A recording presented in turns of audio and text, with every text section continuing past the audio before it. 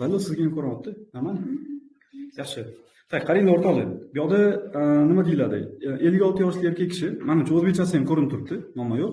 56 yoshli erkak kishi to'satdan boshlangan kuchli ko'krak qafasidagi og'riq sababli shoshilinch yordam bo'limiga keltirildi. Mana o'zbekcha ekan, o'qib o'tirmay, bitta o'qib chiqinglar, keyin tahlilni boshlaymiz.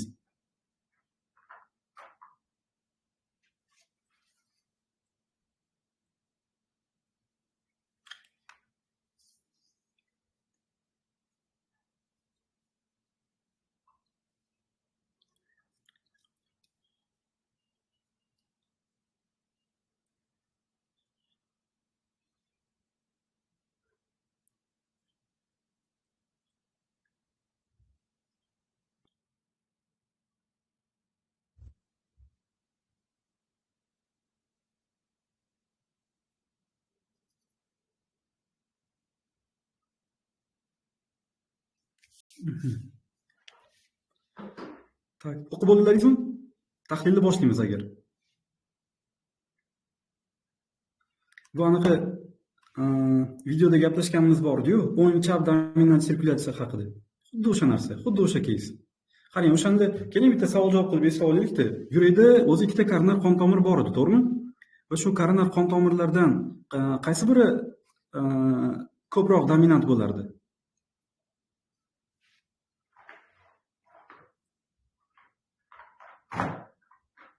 Nima deysizlar? Qaysi dominant sirkulyatsiya eng ko'p uchraydi? 90% holatda. o'ng tomonlama, o'ng tomonlama. Молодец. O'ng tomonlama. Хорошо. Так, endi bu nima degani o'zi o'ng yoki chap dominant sirkulyatsiya degani?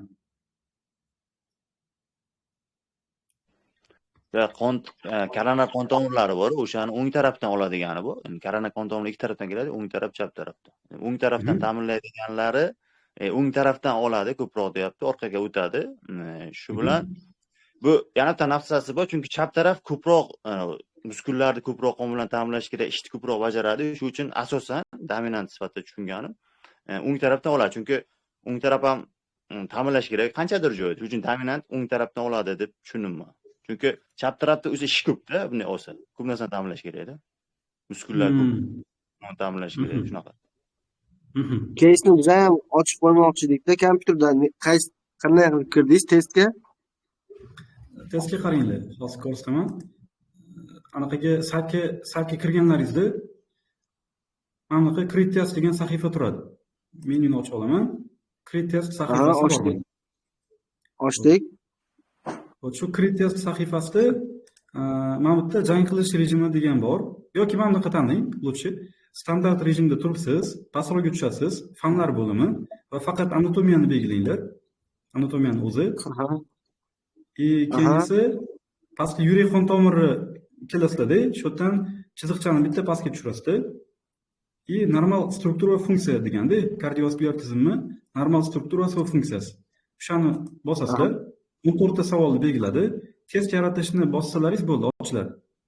Lekin hozir hammamiz bir xil ishlashimiz uchun eng yaxshisi o'rtoqlar, hozir sizga link jo'nataman. Anaqa question ID'lar mamnun qilasiz. Hozir 1 minut jang qilish rejimiga o'taman. 1 minut. Mana hozir qarang, sizga jo'natadigan keyslarim siz bilan bizniki bir xil bo'lishi uchun hozir men sizga jo'natadigan raqamlarni mana shu maydonga qo'yasiz. Jang qilish rejimini tanlab. Shunda hammamizda bir xil ochiladi, ketma-ketligi. Qarang, Telegramga hozir pastdan test yaratish. Ha, bo'ldi, ochildi. Хорошо. Bo'ldi. Tak. No, keysga qaytdik. Xullas o'rtoqlar, o'sha darsda videoda gaplashganimizdek, sirkulyatsiyani ikkiga bo'lamiz. O'ng va chap dominant sirkulyatsiya. Xo'p, Laylo nima deysiz? Qaysi sirkulyatsiya dominant yoki anaqaligi, dominantligi nimaga qarab olinadi? Dominantligi chiqayotgan qon tomirlar o'saniga qarab. Ha, bitta qon tomir bor-da, maxsus qon tomir. Bu posterior descending artery. Shu orqa tushuvchi arteriya, o'shanga qarab olinadi-da. Orqa tushuvchi arteriya agar chapdan chiqsa, bu chap dominant. Agar o'ngdan chiqsa, o'ng dominant bo'ladi-da. Shunaqa. Endi buni qarang, qiziq tomoni gaplashgandikki, yurakdagi pacemaker hujayralar, masalan, sinus tugunidagi, AV tugunidagi, ularni qon bilan ta'minlash aynan PDA orqali bo'ladi. Posterior descending artery bilan. Хорошо.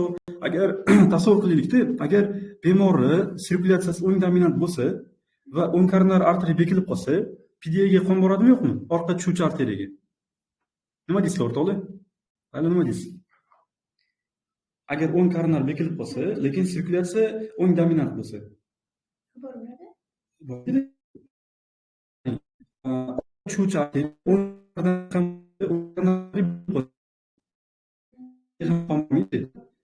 o'shanda vitaminga qon borishi o'zgaradi o'rtoqlar. Agar PDAga qon bormayotgan bo'lsa, evitugni qon oladimi yo'qmi?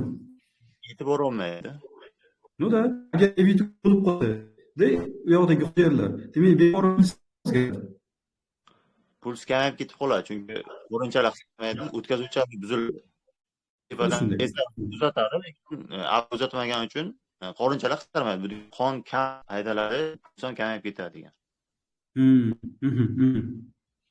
Endi qarang, shungizda hozir mana bemorning pulsi 80 ekan. Demak, PDA kelganmi yo'qmi? Posterior descending artery. Bekilmagan, Молодец. Молодец. Aha, endi ko'ramiz qaysi joydan ekan. Bemorni EKG qilishda esda segment ko'tariladigan miokard infarkti bor deganda, demak koronar qon tomiri bekilgan. Hozir ko'ramiz, mos keladigan butun chap qorinchaning normal funksiyasi aniqlandi. Demak, qarang. Faqat o'ng qorinchani qamrab olgan miokard infarktga mos keladigan debdi. Demak, qarang. Infarkt o'ng qorinchada ekan. Demak, right coronary artery bekilganda, to'g'rimi? Yuring o'ng qorinchasida infarkt bo'lsa, demak o'ng koronar bekilgan. Lekin pulsi joyida. Endi nima deysizlar? Sirkulyatsiya qanaqa? Chap dominant, o'ng dominant? Chap dominant. Молодец. Da. Demak, bekilgan arteriya deganda occluded arteriya bekilgan arteriyada, demak, o'ng koronar va chap dominant. Endi olar ekanmiz-da.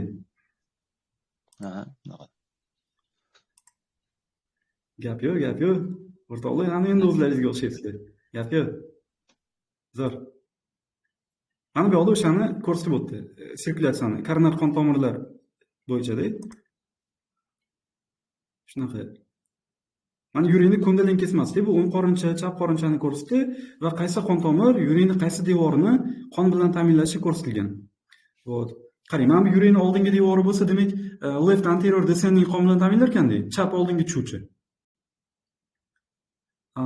Yuringni orqa devorini esa o'ng qorinchani ko'proq bo'lsa, right coronary artery va posterior descending ta'minlab beradi. Yuringni pastki sathini. Ya'ni o'ng qorinchani orqa tarafini. Zo'r. O'rtoqlar, qanday savollar bor shu case bo'yicha? Tushunarli. Zo'r, chotki.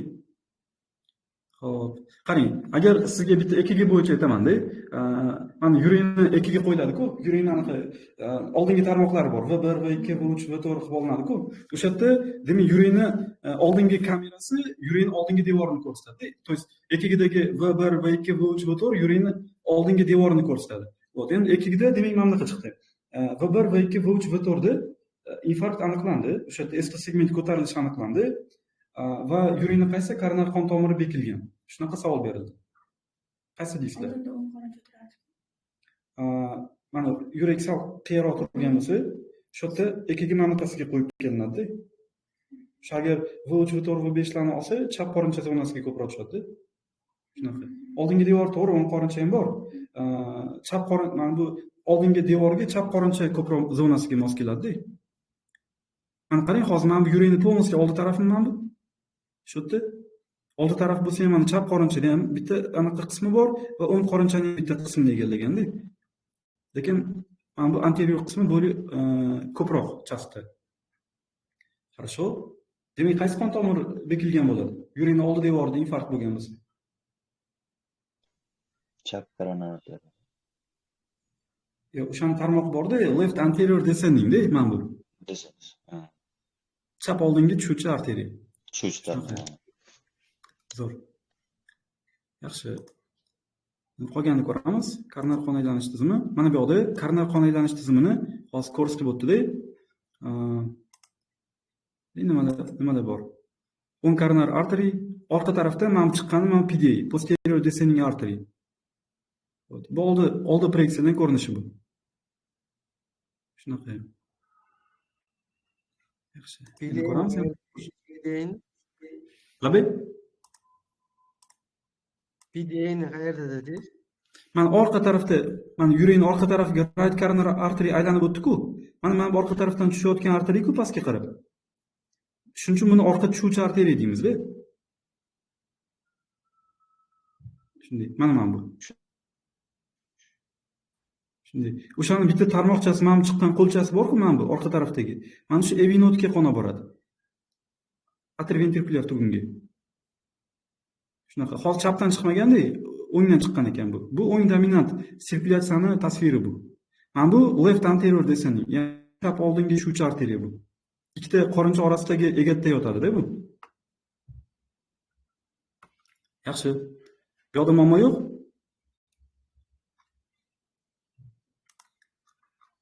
Хорошо. Agar muammo bo'lmasa, navbatdagi savolga o'tsak bo'ladi. Ikkinchi savol. Bu yoqda nima deyildi? Ko'ramiz. Qarang. 53 yoshli bitta erkak kishi ekan. Ko'krak qafasida og'riq bo'lganligi uchun qabulingizga keldi, kasalxonaga yotqizildi. Bemorda koronar arteriya kasalligini baholash uchun yurakka kateterizatsiya qilindi. O'rtoqlar, bu nimaga kerak? O'sha kateterizatsiyaning maqsadi kontrast jo'natadi, to'g'rimi? Agar yurakga kontrast jo'natsa, shu bilib olish mumkin-da, что o'ng koronarga tromb tiqilganmi yoki chapga tiqilganmi, shuni bilib olish uchun kerak. Хорошо, va kontrast bilan bilib olgan deylik. Mana hozir o'sha kontrastni jo'natish qanaqa qilinadi? Nazarimda savol shu haqda. Xo'p, kim aytadi? Laylo, nima deysiz? Kontrastni jo'natish uchun qanday qilib jo'natish kerak kontrastni? Qaysi qon tomiridan kirgan ma'qul? Venadan. Aha, qaysi venadan kiradi? Mana bitta qo'ydi-da. Agar kontrastni jo'natish uchun venadan kirsak, venalar tanadagi hamma venalar qayerga boradi? Yurakning qaysi kamerasiga boradi? O'ng bo'lmachiga. Lekin biz koronar arteriyani tekshirmoqchimiz. Shuning uchun arteriyani o'zidan kirish kerak-da. Venadan kirsa bo'lmay qoladi, arteriyadan kirish kerak. Xo'p, kim aytadi? Qaysi arteriyadan kiramiz? Yo bilakdan yo so'ndan kirib bo'ladi. Молодец. Yo, demak, radial arteriyadan yoki femoral arteriyadan kiriladi-da. Shunaqa. Demak, hozir Nimaga aynan ularda? chunki qarang, mana bunaqada ketma-ketlik. E'tibor beringlar, demak, yurakdan chiqadi chap qorinchadan aorta, aortani ko'tariluvchi qismi arkasi, aortani tushuvchi qismi, aorta pastga tushib keladi-da, keyin esa ikkiga bo'linadi, iliak arteriyaga. Salomlar, yaxshimisiz? Kelmang. Ham o'tiring. Kim edi do'stim? Azizbek. Azizbek. Xush kelibsiz. Sal anaqa boshlovdik, darsda bitta keys ko'rdik. Nima? Aha. Demak, hozir gaplashayotgandik, yurakka kateter qanday kiritish kerak, чтобы koronografiya uchun. Demak, qarang, tarmoqlar mana bunaqa. Aorta, ko'krak aortasi, abdominal aorta, keyin o'sha abdominal aorta ikkiga bo'linadi, keyin bifurkatsiyada common iliac. Keyin o'sha common iliacning o'zi yana bo'linadi o'z ichida. Tashqi iliak arteriya va ichki iliak arteriyaga, to'g'rimi? Buni yonbosh arteriyasi deymizmi o'zbek tilida? Shunaqa. Va o'sha tashqi iliak arteriyadan keyin femoral arteriya paydo bo'ladimi? Agar biz kateterni femoraldan kiritsak, u tepaga common iliakka, undan abdominal aortaga, undan torakal aortaga boradi. Keyin aortani arkasiga, undan esa aorta ildiziga boradi. Aorta ildizida nima turadi? Hozir o'rtoqlar sizlarga ko'rinib turgan bo'lsam, hozir bittani qilaylik. Ko'rinib turibmi sizga? Agar mana buni olsak, anaqa aortani, mana bu aortal klapan. O'rtoqlar, aortal klapan bo'lsa, mana bu joylar o'rtoqlar, koronar arteriya. Demak, pastki qorincha. O'shanda klapanlar ochilganda aortal klapan zip ochildi-da, koronar arteriyani bekitar ekanda. Agar yopilsa aortal klapan. Aortal klapan koronar aorta ochiladi. Ну-da, вот. Demak, diastole payti yopiladi aortal klapan, qon boradi koronar arteriyaga. Mana shunaqa bo'ldi. Yaxshi, endi kateter bilan haligini pastdan keldi-da, shundoq pastdan kelib, kateter bilan mana bu joyga keldi, aorta ildiziga. Shu yerdan koronar ichiga bu yoqqa bitta, bu yoq tarafga bitta anaqani puflab olsa, anaqani kontrastni. Shu qaysi koronar qon tomiri bekilganini ko'rib olish mumkin-da. Shunaqa. Tushundingiz hozir? Zo'r. Endi shu yerdan o'rtoqlar olinadigan yana bitta xulosa. Cho'tki anaqa xulosa bu. Bilasizmi, mana bunaqa deyishadi-da. Yurakda sistola paytida qon yaxshi boradimi, diastola paytidami? Miyokard Klapni ochilgan paytmi? Yopilgan paytida yaxshi. Sistola paytida ularga qon boradi. qarang, mana qarang, aortal klapan turibdi. Bu yoqda koronar arteriya. diastola bo'ladi. Diastola bo'lgan paytida havo qaytaridagini, qon qaytaridagini arteriyaga, koronar arteriyaga kirib ketadi. Shunday, demak, diastola paytida. Mana qarang, bu yoqda hozir diastola turibdi, bu koronar arteriyalar ochiq mana. Mana teshik misolida ko'ryapmiz. Bular ochiq hozir. Agar shunday sistola bo'lsa, zip yopildi bular. Shuning uchun endi qarangda, buni ahamiyati, misol uchun bemorda taxikardiya bo'lsa, yurakda infarkt bo'lib qolishi mumkinmi? Nima deb o'ylaysizlar? Agar taxikardiya bo'lsa, qancha ko'p tursa infarkt bo'lish ehtimoli juda ham oshadi, chunki yurakka o'ziga yetarli miqdorda qon yetib bormaydi. Ha, chunki bilasizmi, o'sha sistola ko'p bo'lsa, mana bunaqa bo'ladi. Bitta sistola, diastola bo'ladi. Vaqt kerak shunga. Diastola uchun vaqt qancha ko'p bo'lsa, qorinchaga shuncha ko'p qon to'ladi va klapan shuncha ko'p yopiq turadi. Diastola uzun bo'lsa va koronarga qon o'toladi. Agar sistola tez bo'lsa, mana bunaqa bo'ladi. Mana bu to'liq yopilmayapti-da. Aortal klapan tez sistola bo'lgani uchun mana bunaqa bo'lib turibdi. Tez ochiq. Shuning uchun infarkt sodir bo'lishi mumkin. Shuning uchun bemor yuragida taxikardiya bo'lsa, ko'krak qafasida og'riq beradi. Va mana shu situatsiyada davo qilish uchun beta blokatorlar berasizlar. Masalan, bisoprololni. Yurak ritmini pasaytirib bersa, AV tugunni, sinus tugunni bloklab, diastola vaqt uzayib, yurak dam oladi. Shunaqa. Tak, bu yoqda muammo bormi? Savollar bor? Yo'q, chotki. O'rtoqlar, Temurbek, Shirin Vazira, Shahlov, Sanjarbek, nima deysizlar? Savollar bormi? Hozircha yo'q. Zo'r. Chotki. Hozir bular shu narsani gapirmoqchi-da. Kateter kiritildi. Kateterga kontrast modda yuborilgandan so'ng tegishli qon tomirlari ko'rindi dedi. Keyin bu yoqda bitta strelka bilan qon tomiri ko'rsatib qo'yibdi. Qarang, mana bu obturator teshigi bor edi-ku. Mana bu pubis. To'g'rimi? Mana bu son so'ygining boshchasi, golovka. Bu yoqda mana bu femoral arteriya, mana bu kiritgan. Bu iliakka o'tib ketgan keyin. Хорошо, yuqoridagi rasmda strelka bilan ko'rsatilgan arteriya quyidagilardan qaysi biri bo'lishi ehtimoli yuqori debdi. Bu hozircha siz uchun yodlanadigan ma'lumot. Bu epigastrik arteriya deyiladi. Hozir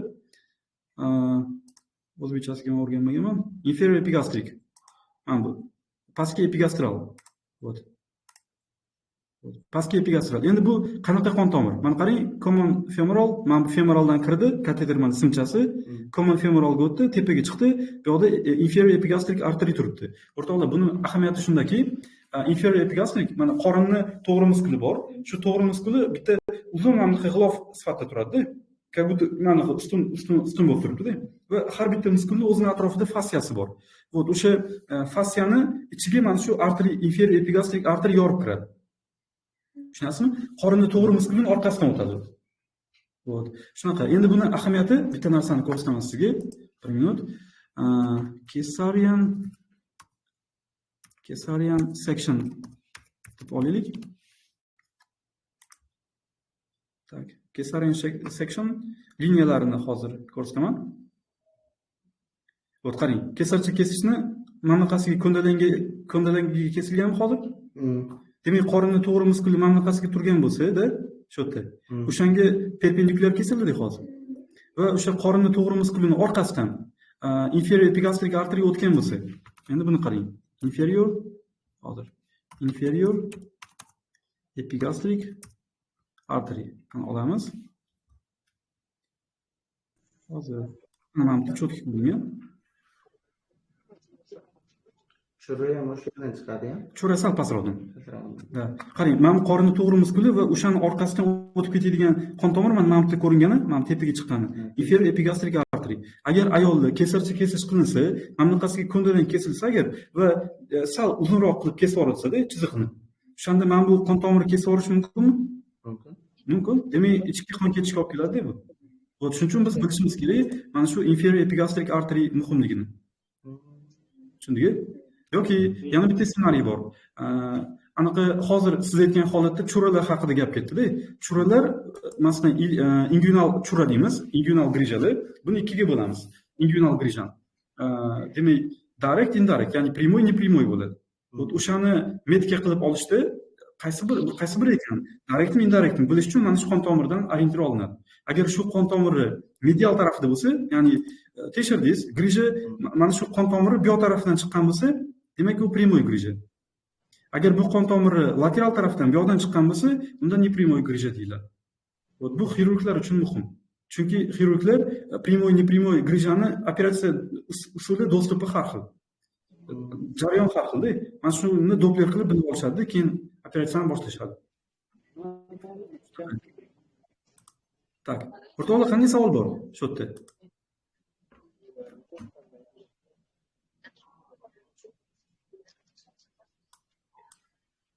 Tak. Savollar bormi?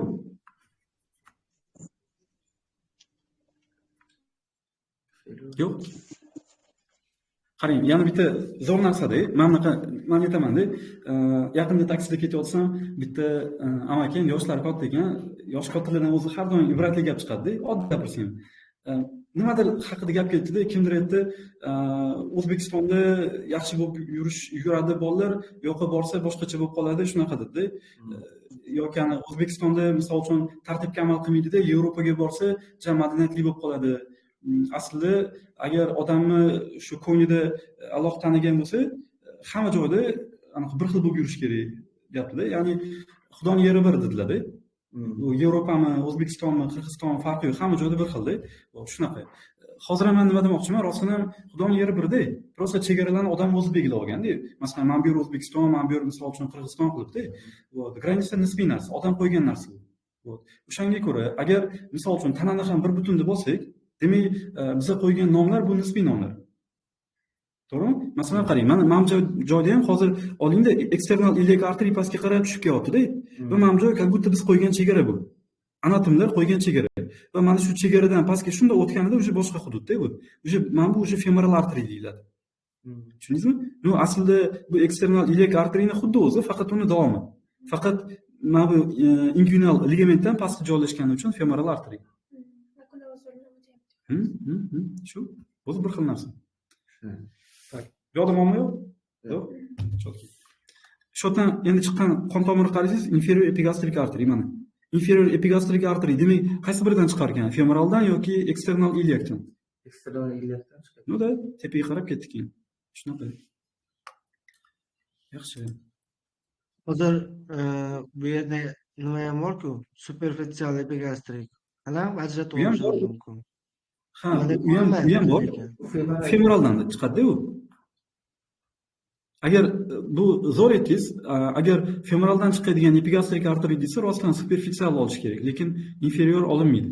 Agar yuqoriroqdan bu preksiyani kattaroq qilib qaraganda, yuqoriga superior epigastric artery ham bor, u tepadan pastga tushib keladi. Lekin klinik ahamiyati jihatdan unaqa baland emas uniki. Lekin mana bu klinik ahamiyati juda yuqori. Inferior epigastricniki. Ginekologlar ham kerak, bilish kerak buni, xirurglar ham shuning uchun. Tak. Keyingi rasmni ko'rib o'taylik. Bu yoqda nima deyilgan? Bu endi sonni anaqasi bu. Femoral deep artery of thigh degan sonni chuqur arteriyasi, ya'ni femoral artery. Demak, qarang, femoral arteriydan ikkita aylanma qon tomir chiqar ekanda, golovkaga qarab ketadigan. Shunaqa. O'sha golovkaga qarab ketadigan qon tomirlarni biz circumflex, ya'ni medial va lateral circumflex artery deb ataymiz. Mana bu, mana bu. Mana bular. Ikkala mana bularda. Yaxshi. Endi qarang, o'rtoqlar, bir xilda yosh katta hozir bu savol nimaga kerak deb o'ylashingiz mumkin-da. Yosh katta ayollarda osteoporoz bo'lib turib, suyaklar mo'rtlashib qolsa, birinchi o'rinda mana shu son suyagini bo'yni zaiflashadi. Ular yiqilib tushsa, o'sha son suyagini bo'yni sinib qoladi. Agar sinib qolsa, mana bunaqasiga ko'ndalangiga sinib ketadimi? Demak, mana bu qon tomirlarini hammasini uzib yuborish mumkinmi? Demak, golovkaga qon borishi qanday bo'ladi endi? Saqlanadimi yo'qmi? Yo'q. Bo'lmaydi-da. Golovkaga вообще qon bormaydi. Demak, golovka chirishni boshlaydi-da. Shuning uchun sheyka bedra singanda golovka polni almashtiriladi. Qanaqadir bint qilib qo'yib, to есть gips qilib qo'yib foydasi yo'q-da, bitmaydi baribir. Chunki chirib ketadi, nekroz bo'ladi. Va buni nomida o'rtoqlar mana bunaqa deyshadi. Avaskulyar nekroz. Qon tomiri yo'qligi hisobidan kelib chiqqan nekroz. Shu. Chunki rostdan qon tomiri yo'q bo'lgan. Aseptik nekroz ham deyishadi-ku, nimaga? Mumkin, aseptik nekroz ham deyish mumkin. Chunki qarang, infeksiya hisobidan nekroz bo'lmadi-ku. Qon tomiri yo'qligi uchun ishemiya hisobidan nekroz bo'ldi-ku, infeksiya yo'q. Shuning uchun aseptik nekrozda. Shunaqa bir xil sinonim tushunchalar ular. Patologический перелом u ham shumi? Qanaqa? Patologический перелом. Ikkalasi bir narsa, to'g'rimi? Осептик нефроз, Да, это- патологический перелом. Да, hammasi. это тоже патологический перелом, потому что этот человек упал, вот поэтому. Yiqildida odam, yiqilgandan keyin bo'ldida, patologik perelom. Bu osteoporozning o'zi patologiyada, qarigandan keyin boshlanadi. Shuning uchun. Yaxshi. Tak, bu yoqda muammo bormi? O'rtoqlar, savol bo'yicha, mana shu keys bo'yicha muammolar, savollar bormi? Yo'q. Iloji boricha o'sha yana bir marta tushuntirib bera olasizmi haligi qon tomirlarini? Bundan oldingi rasmda bor edi-ku. Bundan keyingi rasmda. Mana shumi? Yo'q, Shu ekranga qon tomiri? chiqib turibdi-ku. Mana shuni. Shuni. Aha. Qarang, o'rtoqlar, bu yoqda mana bifurkatsiya turibdi-ku, bu abdominal aortani ikkiga bo'linishidan paydo bo'ldi. Va bu yoqda paydo bo'lgan qon tomirlar common iliac, ya'ni umumiy yonbosh arteriyasi. Va bu ikkiga bo'linadi. Internal iliac bilan eksternal iliacga bo'linadi. Ichki va tashqi yonbosh arteriyalarga. Va tashqi yonbosh arteriyasi dalch davom etadi-da. Mana bu inguinal ligament-ku, nomi shunaqa. Inguinal paxviy ligament-da bu. O'shandan pastga o'tganida tashqi yonbosh arteriyasi femoral arteriya deb ataladi. Nomi shunaqa. Вот. Va hozir kateter bilan kirilganda mana shu femoral arteriyaga shunday kiriladi, nina bilan inyeksiya qilinib va kateter simchasi shu tepaga qarab jo'natiladi mana bunaqasiga. Femoraldan eksternal iliakka, eksternal iliakdan abdominal aortaga, abdominal aortadan torakal aortaga, keyin aorta arkasiga, keyin aorta ildiziga, keyin koronar qon tomiriga. Chunki koronar arteriyalar aortaning ildizida joylashgan bo'ladi-da. O'sha yerdan chiqib ketadi yurak devoriga. Klapan ochilganda yopiladi, klapan yopilganda Ochiladi, nima-da? Shunaqa. Torakal Yo'q, aortadan yo'q. keyin qaysi dedingiz ustoz? Tushunmadim. Anaqa abdominal aorta, torakal aortadan keyin qayerga chiqyapti hozir shunda? Aorta arkasi. Ha, arkadan keyin nimaga kiradi? Koronarga. Aorta ildiziga, aorta ildizidan keyin koronar arteriyaga o'tib ketadi. Hmm. Aorta. Qilsak. Mana qarang, hozir snimkaga qarab olsalaringiz, o'rtoqlar, mana bu hozir common iliac mana bu. Umumiy yonbosh arteriyasi. Va abdominal aorta mana bu. Yuqoriga qarab chiqsa bu toratsik aorta. Mana bu aorta arkasi. Mana bu aorta ildizi. Именно mana shu yerdan koronar arteriyalar chiqqanda, shu yerdan aorta ildizidan. Mana qarang, mana bu teshikchani ko'rsatgan. Mana bu teshikchalar. Mana bu koronar arteriyalar. Qalbni shundoq tepasida turibdi-da. Mana bu. O'sha. Bu yoqda muammo yo'q? Yo'q. Zo'r. Qarang, o'rtoqlar, bitta hamshiralar tomonidan anaqa nursing tomonidan ham bitta o'rgatay sizga. Masalan, siz endi ordinatorsiz, aytadi anaqa, masalan, kardiolog, kardioxirurg aytadi. Aytadiki, Azbek, давайте kiring endi femoral arteriyadan bitta ko'raylik. Keyin nima qilasiz? Kateter olasiz, qayerdan kiring? Topishingiz kerak endi femoral arteriyani. Qayerdan topasizlar? palpatsiya. Palpatsiya qilasiz. No, palpatsiya bilmaydi palpatsiya. No da, qarang, shu yerda bitta zo'ri bor. Rostdan ham palpatsiya bu eng to'g'ri usul. Va shu yerda qarang, muhim narsani eslataman. Naval deb qidirsangiz hozir. Naval hozir USMLE. Hozir. Mana bu narsani sizga ko'rsatmoqchi edim. Mana shu yerda o'rtoqlar femoral triangle bor-da, ya'ni son uchburchagi. Son uchburchagida joylashadigan demak strukturalar mnemonikasi naval deb olinadi. Naval bu nima? Nerv, arteriya, vena, limfa. Demak, eng tashqarisida nerv turadi, undan keyin adagisi bu arteriya, bu vena, keyin limfa. Demak, siz femoral arteriyani palpatsiya qilib topsangiz, o'shani lateral tarafida nima turar ekan? Lateral anoda. Nerv turar ekan. Nima? Demak, medial tarafida vena ekanda. Eng ichkarisida demak limfa turar ekanda. Shunaqa. Вот. Endi qarang, buni qiziq tomoni bir xilda mana bunaqa situatsiya bo'lib qoladi. Nervni blokada qilish kerak. Mana bir xildan oyog'ida qanaqadir ashoklar yoki kuyib ketishlar bo'ladi-ku, og'riq qoldiruvchi beryapti, foydasi yo'q-da. Sentral anaqa nerv tarmoqini blokada qilish kerak. O'shanda qanday topasiz uni nervni? Palpatsiya qilasiz. Palpatsiyani lateral tarafiga inyeksiya qilasiz-da. Chunki lateralda nerv turibdi-ku mana bu. Shunaqa. Hozir tushundingiz holatni? Tak. Efirdagilar, o'rtoqlar, muammo yo'q? Yo'q. Ustoz, bu video yozib olinyaptimi? Keyinchalik Yozib ko'rish olinyapti. uchun qayta. Ha, bo'ldi. Yozib olinyapti. Kim agar yaxshi o'qigan bo'lsa, savollarga javob bergan bo'lsa, o'shalarga jo'natamiz. Bo'lmasa jo'natmaymiz. Shunaqa. Хорошо. Men hammani kuzatib turibman-da, kim videolarni ko'ryapti, kim ko'rmayapti. Menga ko'rinadi admin panelda. Anaqada bitta keysni men yozib qo'yganman-da, hazil tariqasida. Anaqa keys nomeri 1984 edi. Anaqa George Orwellmidi? Anaqa 1984 asar bor-ku. Katta og'a sizni kuzatmoqda degan anaqa. 1984 o'rtoqlar o'qimaganmisizlar? George Orwell. Vay, zo'r asar lekin. O'qimaganman. Eshitganmiz. O'sha keysni tagiga yozib qo'yganman-da. Anaqa katta og'a sizni kuzatmoqda deb yozib qo'yganman. Explanation'ga. Hali kelib qolsa ko'rasizlar. Yaxshi.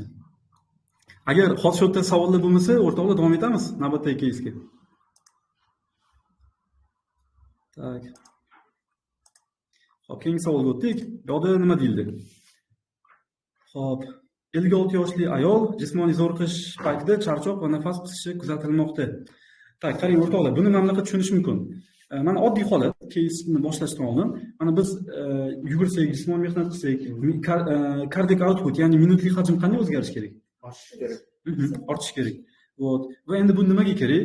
Cardiac outputni ortishi, chunki muskullarga qon kerak, kislorod kerak. Вот, shunaqa. Endi savol, demak, jismoniy mehnat paytida muskullar karbonat angidridni ko'p chiqarsa, qonda karbonat angidrid oshib ketadimi? Mana arteriya qoni uchun aytinglar, kislorod va karbonat angidrid qanday o'zgaradi?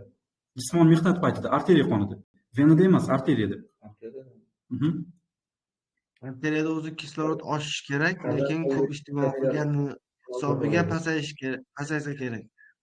Reseptorlar bor edi. Karbonat angidrid sezadigan, shuni hisobiga taxikardiya chaqiradi. Yurak turishini sonini oshiradi. Eng qizig'i o'rtoqlar, jismoniy mehnat paytida yurak arteriyalarda kislorod ham karbonat angidrid ham o'zgarmaydi, normada turadi. Nimaga? Chunki organizm shunga harakat qiladi. Ya'ni odam jismoniy mehnat qildi, yuragiga ko'proq qon kerak, ko'proq qon kislorod kerak, demak yurak tezlashadi. Va yurak tezlashgandan keyin boshida juda qisqa muddatga anaqa bo'ladi. Yurak tez ursa, qarang, tasavvur qiling, mana hozir qolganligi ham ko'rinsin. Misol uchun mana turib alveola turibdi deylik. Alveolaning oldidan shunday qon oqib o'tganda, kapillyar. Alveolar kapillyar. Agar yurak tez ursa, qon shu yerdan shu o'tib ketadimi bir pasda? Alveolaning ichidagi gaz qonga o'tishga ulguradimi yo'qmi? Nima deysizlar? Ulgurmaydi-da. Demak, kislorod biroz pasayib qolar ekan-da. O'sha paytda nafas biroz siqadi-da. Keyin esa organizm aytadi, o'pkaga, "Cho'ta yurak ishladi, yurak tezlashdi, san nimaga tezlashmading? Davay tezlashsan ham" deydi. Вот, shunda o'pka ham tezlashni boshlaydi. Demak, yurak ham, o'pka ham baravar tezlashsa, demak, kislorod miqdori ham cho'tki joyida turadi, arteriya qonida. Va o'pka tezlashganidan keyin qondagi karbonat angidridni ham tez chiqarib yuboradi tashqariga. Hatto muskullar ko'p ishlagani uchun ular venaga ko'p karbonat angidrid chiqargandi, lekin o'pkani ishi tezlashgani uchun o'sha ortiqcha karbonat angidridni chiqarib tashlaydi. Joyida, normada turadi. Shunaqa. Endi demak, qarang, mabodo mana shu narsa buzilsa-chi, ya'ni odam jismoniy mehnatni boshladi, lekin yuragida muammo bor. Yuragi tezlasha olmayapti. Da, hansirash boshlanadi. Kislorod bo'lmaydi, yetishmaydi, saturatsiya pasayadi, shunaqa. Yoki agar o'pkada muammo bo'lsa-chi, yurak tezlashdi, lekin o'pka tezlasha olmayapti. Yana hansirashdi. Вот именно. O'rtoqlar, shuning uchun ham agar jismoniy mehnat paytida odam tez charchab qolish boshlasa, qidirasiz yo o'pkadan yoki yurakdan muammo. Ikkalasidan bittasidan. Shunaqa. Hozir ham mana bu odamda demak 56 yoshli ayolda jismoniy mehnat paytida charchoq va nafas qisishi bor ekan. Endi ko'ramiz, yurak o'pkani qidirishimiz kerak. Yurak tomonidan boshlandi ju. Anamnezda gipertoniya bor va tizimli skleroz kasalligi mavjud ekan. Tizimli skleroz bu anaqa sistemik skleroz, autoimmun kasallik bu. Buni gaplashamiz hali, dermatologiyada bor. Qon bosimi biroz baland, puls daqiqasiga 68 qa. Yurak tekshirilganda shoknisiz, yurakda shokni yo'q ekan, demak klapanlarda muammo yo'q. Lekin ikkinchi ton kuchli ekan. Tak, ikkinchi ton. Tak, birinchi gaplashaylik, o'rtoqlar, tonlar deganda nimani tushunamiz o'zi? Yurakdan chiqayotgan shok. Da. Bilasizmi o'rtoqlar? Tonlar Istolarni deyapsizmi? Labib?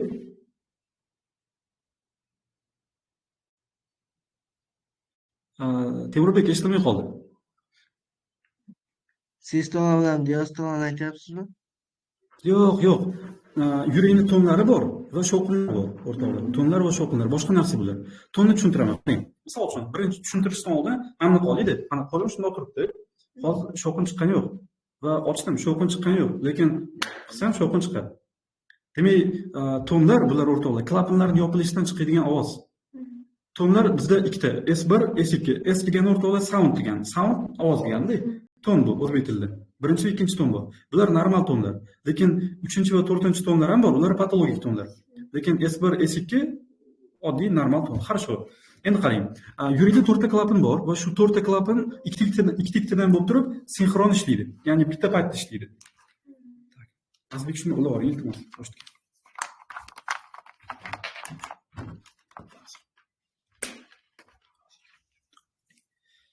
Kechirasizlar.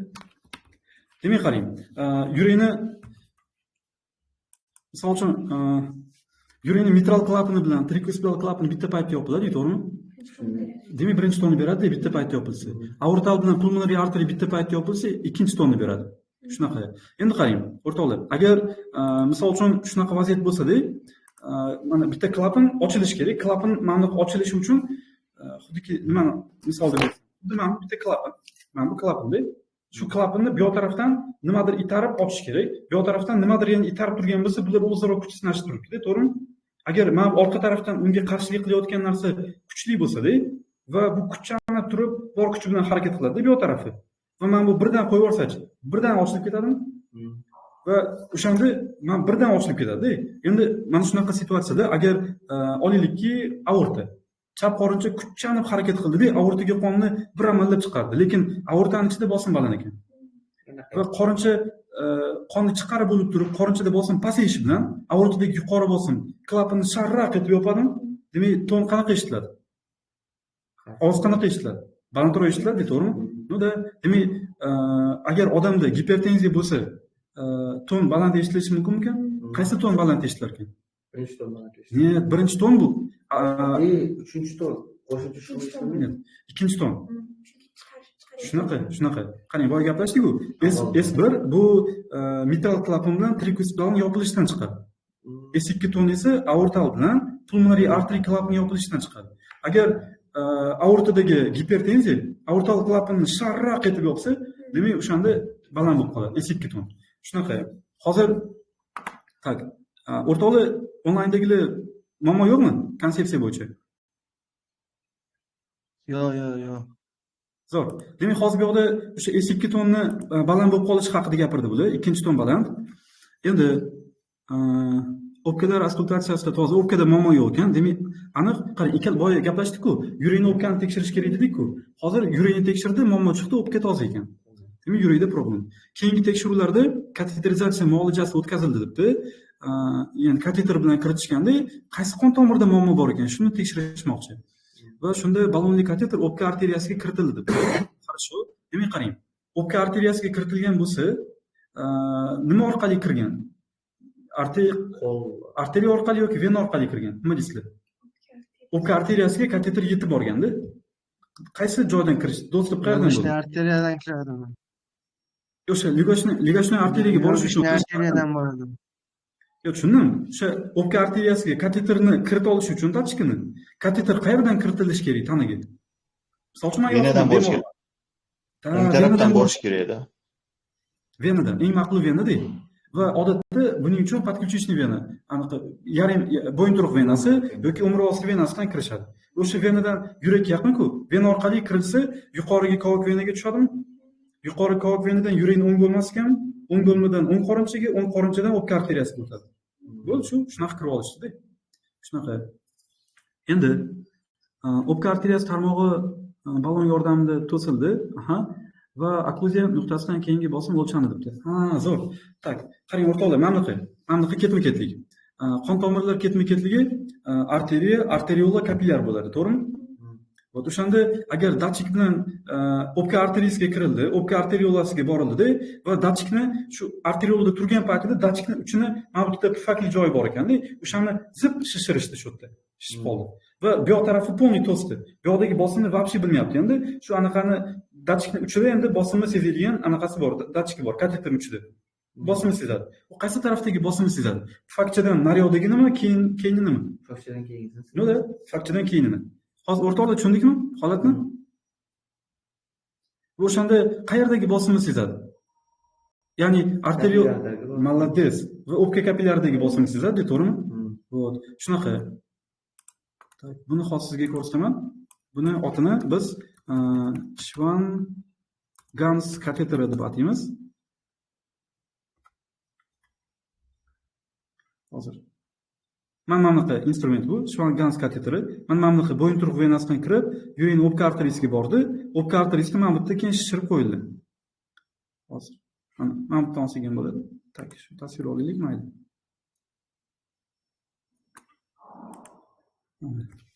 Qarang mana, hozir sizga ko'rinib turgan bo'lsa o'rtoqlar, bo'yinturuq venasidan kiritildi, Schwann-Ganz kateteri o'ng bo'lmachiga, o'ng qorinchaga keldi, o'pka arteriyasiga kiritildi va mana bu yerda kateter uchi shishirildi.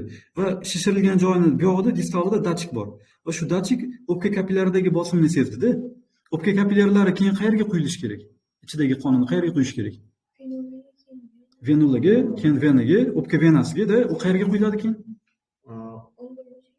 Chapga, chap bo'lmagan. No-da, demak, qarang, arteriolada o'zi itak anaqa bo'lsa, nima deydi? Arteriolada o'zi itak jo'mrak deganmiz-ku, arteriola muskulli bo'ladi. Itak u yopilib turadi. Demak, kapillardagi bosim qayerdagi bosimni ifodalaydi? Masalan, o'pka kapillaridagi bosim, venadagi bosimni. Agar vena, chunki agar venada qarangda, o'rtoqlar oddiyda bu, agar venada bosim ortib ketsa, kapillar oqolmay qoladimi vena tarafga? Demak, kapillarda ham dimlanish bo'ladi. Demak, kapillarda bosim ortadi. Demak, venada bosim qanaqaligini kapillar ko'rsatib berar ekan. Shunaqa. Yaxshi, agar shu situatsiyada o'pka venasidagi bosim nimaga bog'liq desa, yurakni qaysi kamerasini olamiz? Bo'lmacha. Chap bo'lmacha. Chap bo'lmacha olamiz. Shu. Demak, chap bo'lmachada muammo bo'lsa, chap bo'lmachada bosim ortib ketgan bo'lsa, o'pka kapillarida bosim ortar ekan. Shunaqa. Tushundingiz? Tak. O'rtoqlar, kimda savol bor shu holat bo'yicha?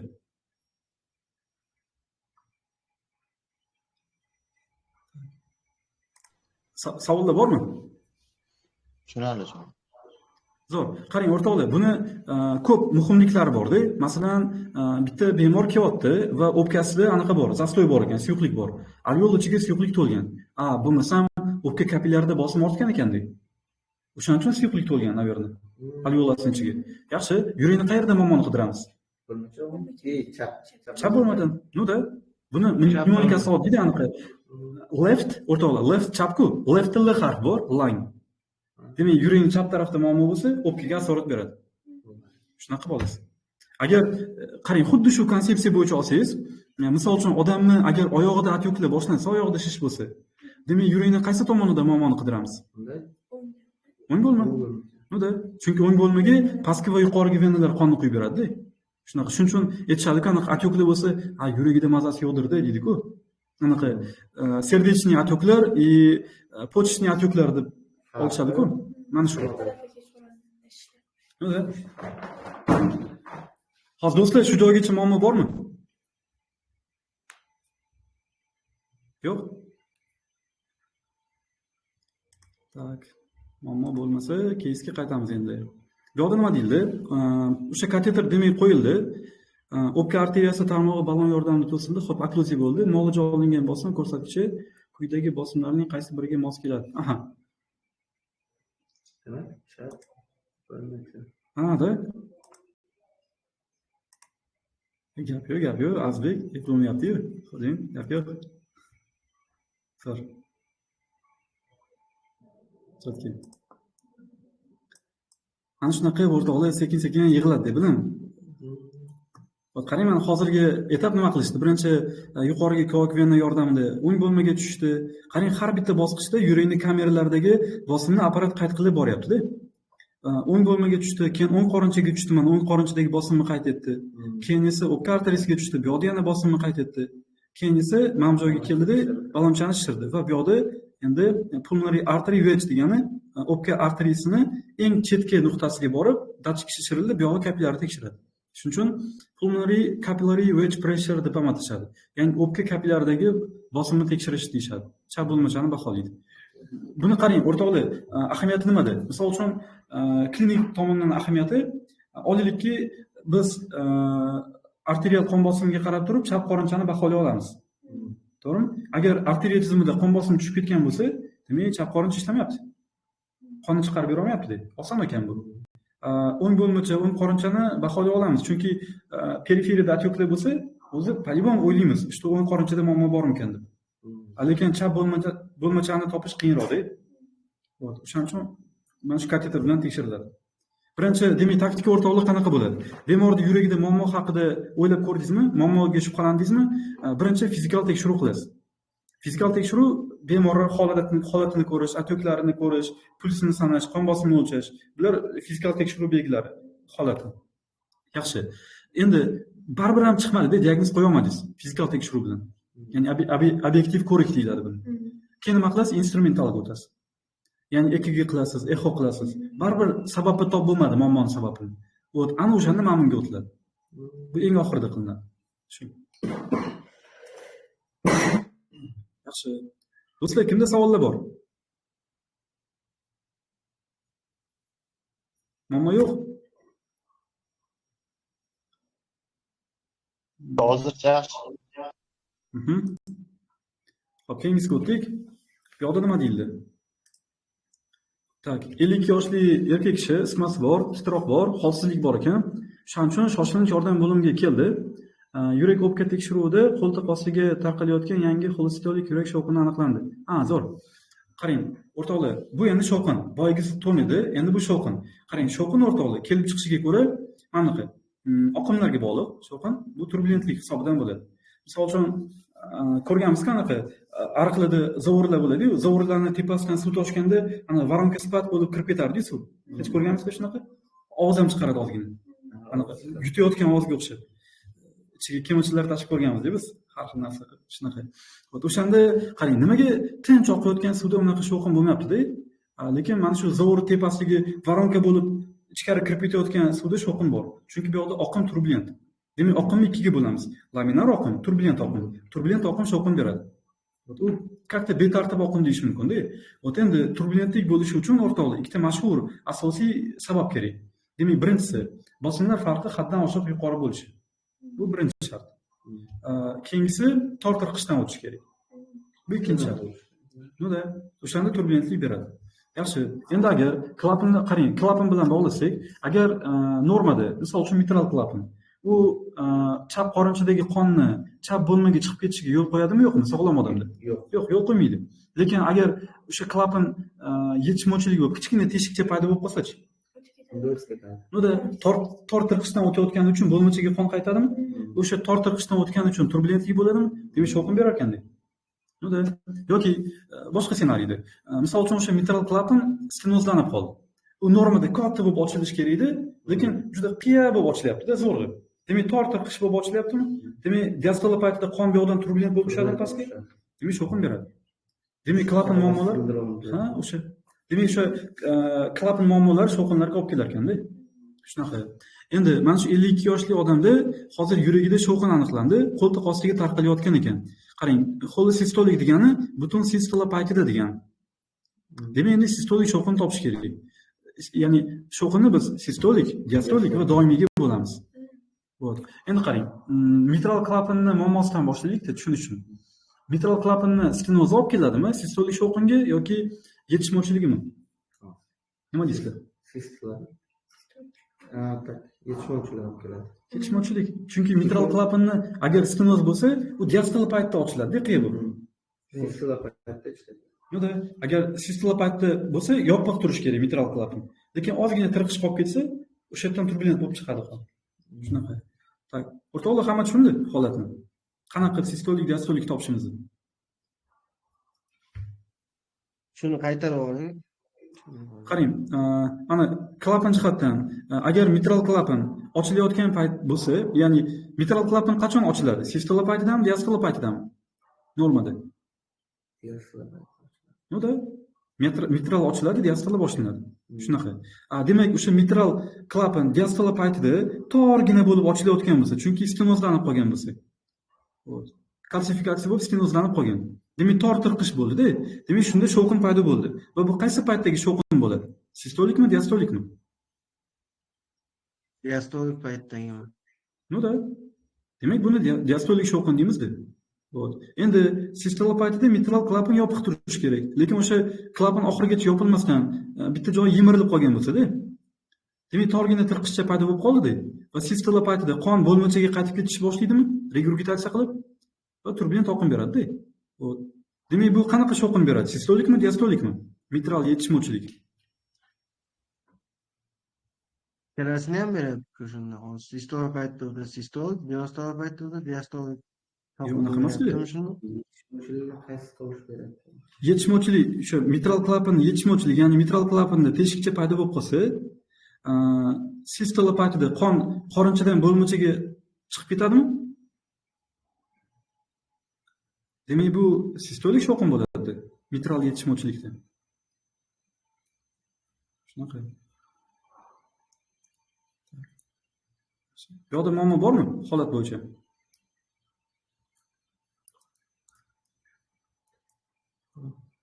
Endi qarang. Xullas, bemorda mana shu hozir klapanidagi shovqinni sistolik ekan deb oldik va keyin qonidan bakpasiv olindi-da. Keyin qo'shimchasiga qarang, o'rtoqlar, qondan nimaga bakpasiv olindi? Chunki shovqin bor dedik. Shovqin bu klapan muammosi hisobidan bo'ladi dedik. Va klapan muammolari odatda endokardit hisobidan bo'ladi. Qarang, qiziq joyi, mana yurakni e'tibor berib turasizlar, o'rtoqlar. Yurakni endokardi, miokardi, perikardi bor deymiz, to'g'rimi? Va endokardit bo'lsa, endokardning yallig'lanishi. Demak, endokard polniy yallig'lanmaydi, o'rtoqlar. Endokardit deganda odatda klapan yallig'lanishi tushuniladi. Yurakni to'liq hamma joy emas. Ichki qavat polniy emas, klapanniki. Demak, o'sha endokarditlarning o'zi infeksion va non-infeksion bo'ladi. Agar infeksion endokardit bo'lsa, qanaqadir bakteriyalar hisobidan, zamburug'lar hisobidan bo'lishi mumkin. Hozir bemor yuragida shovqin paydo bo'lgan bo'lsa, qarang, 52 yoshli odam. Demak, yuragida shovqin paydo bo'libdi. Yaqindagina kelib chiqqanda bu. Demak, yaqindagina balki klapaniga infeksiya tushib uni yemirib qo'ygandir. Shuni bilish uchun bakpasiv qilish kerak.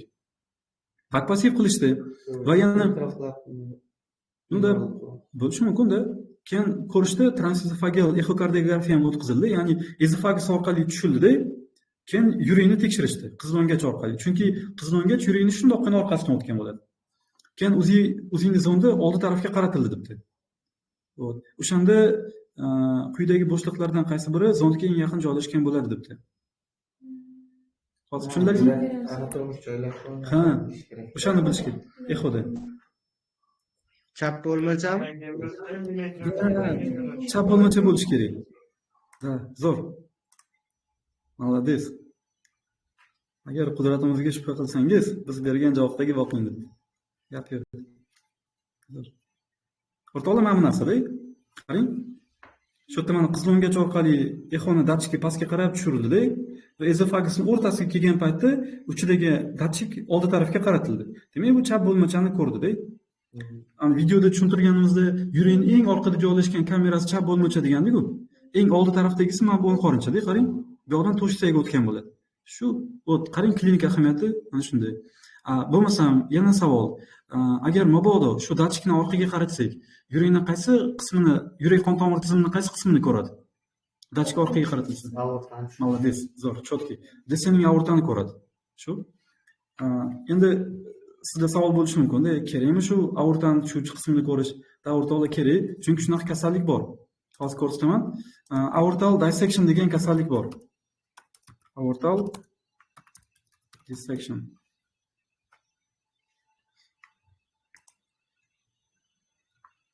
Hozir. Mana bunda, qarang, kasallik. Aortaning varoqlari ajrab ketganda, ichiga qon kirib ketgan. Xuddi ana karomni va ana varoqlar bo'ladi-ku. O'sha baylar orasiga qon kirib ketgandek, budda. Mana aortani devorida ham 3 ta qavat bor. O'zi hamma qon tomirida shunaqa. Intima, media, adventitia. Demak, intimasi yirtilganda mana bu. Intima yirtilib, intima bilan ichki qavat bilan o'rta qavatning orasiga qon to'lib qolgan.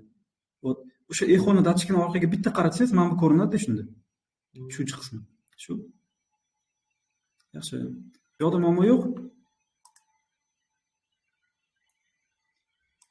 O'rtoqlar, normal, muammo yo'q bu yoqda. Yo'q. Chotki. Tak. Bu yoqda endi kompyuter tomografiyasi. O'rtoqlar, kompyuter tomografiyasi bu moddalarni ko'ndalang kesmasi bo'yicha ko'radi. Misol uchun, hozir mana efirdagilar, men sizga qarab turgan bo'lsam, agar men bunaqasiga yotsam-da, hozir bilmadim, meni ko'rasizmi? Agar men bunaqasiga yotgan bo'lsam, demak meni o'ng qo'lim sizni qaysi tarafingizda turadi? Mana sizlar qarab turibsizlar, masalan men kushetkada yotibman. Mana shunaqa bo'libdi. Chap taraf. Точно. Ya'ni teskari proyeksiyada ko'rinadi, to'g'rimi? Teskari. Hozir ham men bu tasvirga qarasak, demak, bu yoq taraf bizni o'ng tarafimizda turgani, biz bemorga hozir oyoq tarafidan qarab turibmiz. Demak, bu bemor qaysi tarafi? O'ng taraf. Yo'q. Bu yoq taraf.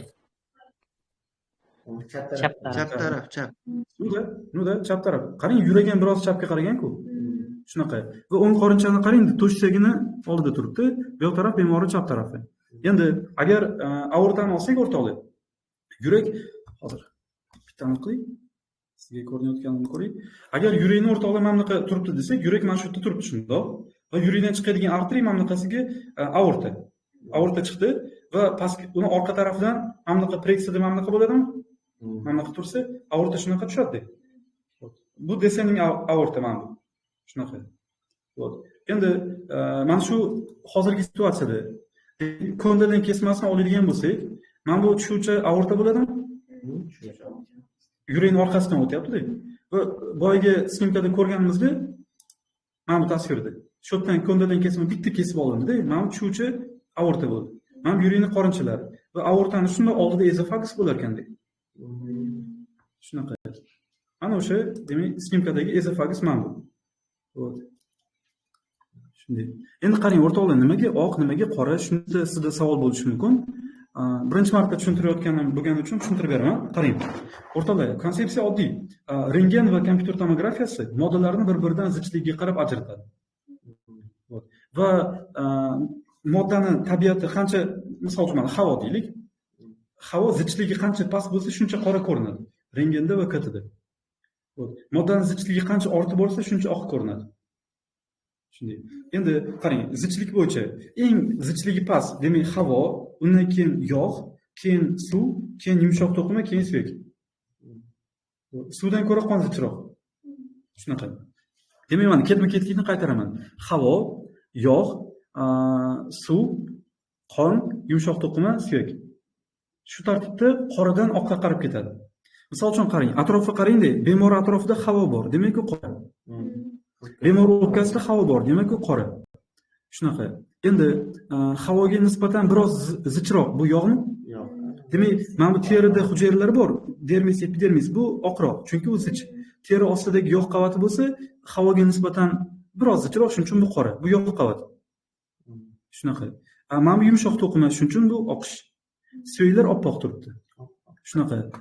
Mana bu-chi yurakning ichidagilar, bu yurakning devori. Mana bu qon tomiri, mana bu tushuvchi aorta desak, bu nimaga oq? Ehtimol bu yoqda kontrast jo'natishgan. Kontrast qon tomiri ichida bo'lganligi uchun oppoq ko'rindi. Shunchalar o'pkadagi oqoqlar Bular kontrastga bo'lishi mumkin-da. Bu kontrastning kompyuter tomografiya bo'lishi mumkin. Shunaqa, men yurakning o'zini devorini olsangiz, biroz kulrang sifat bo'lib turibdi, yumshoq to'qima bo'lgani uchun. Mana bu esofagusku nimaga u anaqa emas, oq emas? shu tomirda jo'natgan. Nuda va ezofagus o'rtoqlar, bo'lmasam turbasmok ezofagus bo'shlig'i bor-ku. Nimaga bo'shlig'ida havo bo'lib turmayapti? Chunki ezofagus ichida havo turmaydi. Ezofagus yopiq turadi. Yopiq tursa devori puchayib qoladi-da, как будто. Puchayib qolgani uchun mana bunaqa yumshoq kulrang bo'lib turibdi, bir xil. Shunday. Tak, muammo yo'q? Zo'r. Mana bu yerda nervlarni ko'rsatganda, qarang o'rtoqlar, nerv biroz qoramtirroq. Mana yumshoq to'qimaga nisbatan, orqa miyani qarang-da, biroz qoramtirroq. Nimaga? Chunki yog' ko'p-da u yoqda. Yog'simonroq. Shuning uchun qoraroq. Zo'r. Tak, kimda savol bor? Shkala nomi edi. Qaysi shkala? O'sha oqdan qoraga o'tish. Nima edi shkala? Uni bilmayman lekin. Uni bilmayman. Bizga anaqada. Просто xavfga o'rganganmiz, hali radiolog emasman, shuning uchun. Nu konsept o'sha. Shkalasi anaqada bor. MRTda bor edi, TBR, T2 shkalalar bor. Shunaqa shkalasi bor edi. U MRTniki lekin. KT rentgenga tushmaydi. KTda ham bor edi. Soyalar bo'yicha. Uni bilmadim. Tak. O'rtoqlar, keyingi darsda hozir darsimiz davom etadi. Keyingi darsda nima qilasiz? Mana bu keyslarni shunaqa ko'rib chiqqaningizdan keyin agar mabodo savollar qolib ketsa, mana bu yerdagi izoh so'rash tugmasini bosasizlar va bizga xabar kelib tushadi va biz darsgacha o'sha videoni sizga tayyorlab jo'natamiz va dars paytida ko'p anaqamiz ketmaydi-da. Bilgan savolingizni tahlil qilib o'tirmaymiz. Tezroq ketamiz shuni. Hozir kardiologiya siklida jami 414 ta keys bor ekan. Agar kuniga nechtadan ko'rishimiz kerak? 12 ta 12 ta dars bor. Da. Agar keling bitta hisoblab ko'raylik. 414 ta keysni nechta darsda? 20 ta darsda ko'raylik, 20 kunda ko'raylik. 20 kunda ko'rsak, 20 tadan ishlashimiz kerak ekan. Demak, kuniga 20 ta keys ishlash kerak. Mana bir qarang, qanaqa ajratdim. Bir oyda 30 kun bor. 20 kunida keys uchun ajratdim. 10 kuni, misol uchun, yakshanba kunlari uchun, dam olishlar uchun-da. 10 kun zapas uchun. Shunda kuniga 20 tadan ko'rish kerak. Zo'r. Hozir bu yerda o'rtoqlar savollar bormi?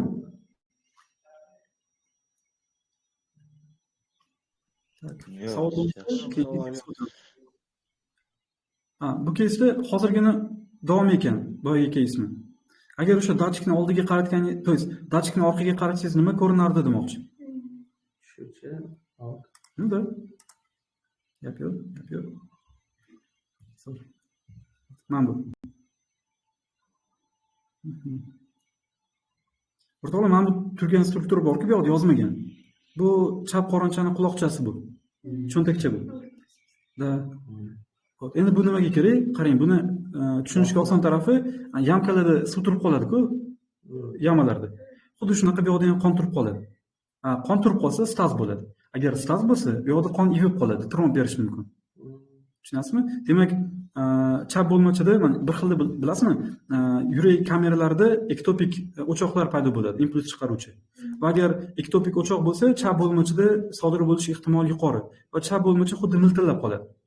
Ya'ni mana normada yurakning pulsi 60 tadan 100 tagacha desak, yurak urish soni. Fibrillatsiyada agar bo'lmacha fibrillatsiyasi desak, 500-600 ta bo'lib ketadi. 1 minutdagi qisqarish soni. Agar 500-600 ta qisqaradigan bo'lsa, u qanaqa bo'ladi? Xuddi mana shu bo'lib qoladi, miltillab. Xuddi anaqa elakda anaqa elizku unni. Ana atxotlar o'rtada yig'iladi-ku. Xuddi shunaqa qilib qonning shakl elementlari bir-biriga yopishib, yig'ilib qoladi bir-biriga.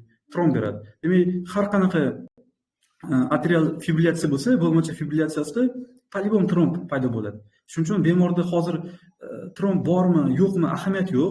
Fibrillatsiyani aniqladingizmi, antikoagulyant yozib berasiz. Nima?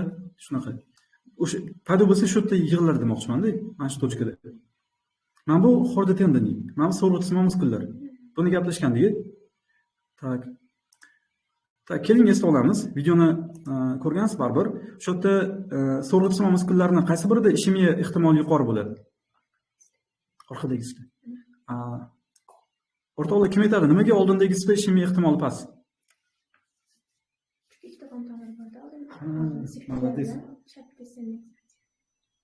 Pastga tushuvchi.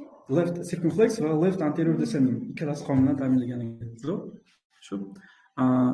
Demak, posterior descending qaymaniqi. Orqa so'rg'itma muskulli orqa tushuvchi arteriya qonundan ta'minlar ekan. Xo'p.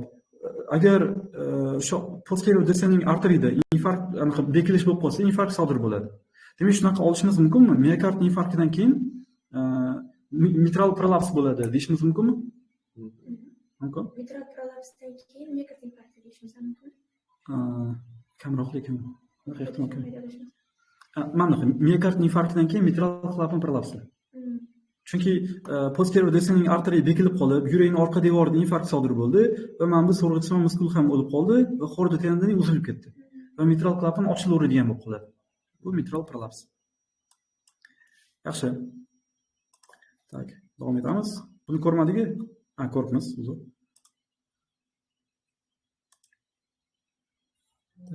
Endi bu yoqda tuzilmada. Xo'p, endi tarjima qilaylik. Nima deyildi? 63 yoshli erkak kishi o'ng boldirida og'riq bo'lganligi uchun va shishib ketganligi uchun qabulingizga keldi. uni anamnezda oshqozon-ichak traktidan takroriy qon ketishi bo'lgan. Hazm traktidan qon ketavergan va 4 kun oldin divertikulyar qon ketish tufayli statsionar davolanish uchun kasalxonaga yotqizib kasalxonadan chiqarilgan 4 kun oldin. Davolanish davomida ko'p marta qon quyish talab etilgan. Demak, bemorga ko'p qon quyildi. Hozir harorati joyida, qon bosimi joyida, pulsi joyida. Qarang, o'rtoqlar, bitta anaqa ketishlayotgan paytingizda bitta tipa shpargalka mana bunaqa gaplarni aytadi-ku. Pulsi 36.7, qon bosimi 112 ga 62.5 deb beradi-da xuddi. Qaramang o'rtoqlar, yaxtilab olavering. Men 110 ga 60 mi? Normal deb ketavering. Yoki men bitta pulsi 92 deyapti-yu, normal. Shart emas sifrasi. Joyida bo'lsa bo'ldi. Noaniq sifra qo'yib qo'yadi, adashtirish uchun, sizni chalg'itish uchun. Tak. Nafas olishi 18 ta, nafas soni normada 15 dan 20 gacha. Bu ham normal ekan. Keyin Doppler bilan kompression ultratovush tekshiruvi o'tkazildi 10 tizza osti venasida. Qarang o'rtoqlar, shu yerda bitta qoida. Verxov triadasi degan narsa bor. Eshitgansizlar? Verxov triadasi. Bu tromb kelib chiqishi uchun triada. Qarang, bu triadaga nima kerak? Birinchidan endotelli jarohati, keyingisi anaqa giperkoagulятsion holat va uchinchisi bu anaqa stas. Mana shu 3 tasidan bittasi bo'lsa ham tromb kelib chiqadi. Qarang, tushuntiraman. Endotelli jarohati bu nima? Masalan, mana holat. Qon tomirining devori 3 ta qavatdan iborat edik-ku, intima, media, adventitsiya. Intima qavati hujayralari endotelli hujayralardan iborat. Va bu hujayralarning zaryadi negativ bo'ladi. Va trombositning zaryadi ham negativ. Lekin intima ostida kollagen qavat bor-da. Uni zaryadi pozitiv. Agar mabodo qon tomiri devori shikastlanib, intimasi, endotelli hujayra o'lib qolsa, uni orqasidagi kollagen ochilib qoladimi? Unda kollagen plisku trombositni darrov tortadi o'ziga. Qon ketish darrov to'xtaydi-da, shuning uchun. Demak, endotellining jarohati trombositni o'ziga chaqirdi, demak trombosit aktivatsiya bo'lishni boshladi. Tromb paydo bo'lishni boshlaydimi? Xo'p, demak bu birinchi shart-da, endotelli jarohat. Xo'p, trombositlar aktivatsiya bo'lgandan keyin koagulятsion faktorlarni ishga tushiradi. Ular mustahkamlab beradi keyin trombni. Shunaqa. Yaxshi. Endi agar o'sha trombositlar endotelliga devor zarlangan joyga yopishgan paytda qon shullab kelib urib ketaversin. Ko'chib ketaveradi, to'g'rimi? Tromb paydo bo'lmaydi. Demak, shu yerda qon sekinroq oqsa, qon turib qolgan bo'lsa, tromb bo'lish ehtimoli yuqorimi? Unda, demak, stas bekorga emas-da. Shunaqa. Hozir tushundik holatni. Zo'r. Buni o'rtoqlar mana bunaqa holatlarda ko'rishingiz mumkin. Masalan, bitta ayol, допустим, anaqa oral kontratseptivlar ichadi, kombinatsionni. Uni ichida estrogen ko'p. Estrogen jigarda metabolizmni kuchaytiradi, qonni yutuvchi faktorlarni ko'paytiradi. Demak, o'sha ayol samolyotda, misol uchun, olaylikka Nyu-Yorkka uchib ketdi. Olaylik 10 soat uchdi. 10 soat bitta joyda o'tiradi-ku. Demak, bu stasmi? Demak, gravitatsiyaga ko'ra qon oyoqda ko'proq turib qoladimi? Demak, tromb qayerda uchrash ehtimoli yuqori? Bunda oyoqdagi chuqur venalarda-da. Shunaqa. Demak, qarang, qanaqa risklar bor bu ayolda. Birinchidan, dori ichadi va qonida estrogen ko'p. Estrogen jigardagi yutuvchi faktorlarni ko'paytirgan. Giperkoagulятsion holat bor. Bitta risk bor. 10 soat uchdi, harakatsiz qoldi. Stas bor. Bunda, demak, tromb kelib chiqadi. Shunaqa. Endi qarang, agar venalarda tromb bo'lsa, qanaqa klinika beradi? Buni mana bunday qolishi mumkin. Olaylik, masalan, mana shu qo'limga arteriyam misol uchun 1 minutda 5 litr qon olib keldi. Demak, venam 4 litr qon olib ketish kerak. Agar o'shanda vena olib keta olmasdan qonni bekilib qolsa, atyoq bo'lib ketadi deb yozib shishib ketadi. Diametri kattalashadi. Hozir ham bu yoqda qarang, bitta narsaga e'tibor bering. Men nima dedim? 5 litr qonni arteriya olib keladi, 4 litrini vena olib ketadi dedim. 1 litr qolib ketdi-da, остатка bo'ldi. Bu nima? Buni limf olib ketadi. Demak, limfa ham qon suyuqlik olib ketadi. Demak, agar sentraliy, masalan, qo'ltiq osti limfa tugunida bekilish bo'lib qolsa, qo'lda atyoq bo'ladi. Buni limfadenopatiya deysizlar. Limfatik atyoklar. Shunaqa. Anaqani ko'rgansizlar-ku, filariaz degan filoyoq. Filoyoq. O'sha limfa tizimining bekilishi hisoblanadi, gelmin chaqiradi. Oyoq shishib ketadi, katta bo'lib. Yaxshi. No, demak, bemorda anaqasi oyog'ida atyoklar bor va keyin oyog'i shishib ketgan-ku. O'shaning uchun Doppler bilan tekshirishdi-da. Doppler o'rtoqlar, o'shaning bitta rejimi arteriya va venani tekshirib beradi.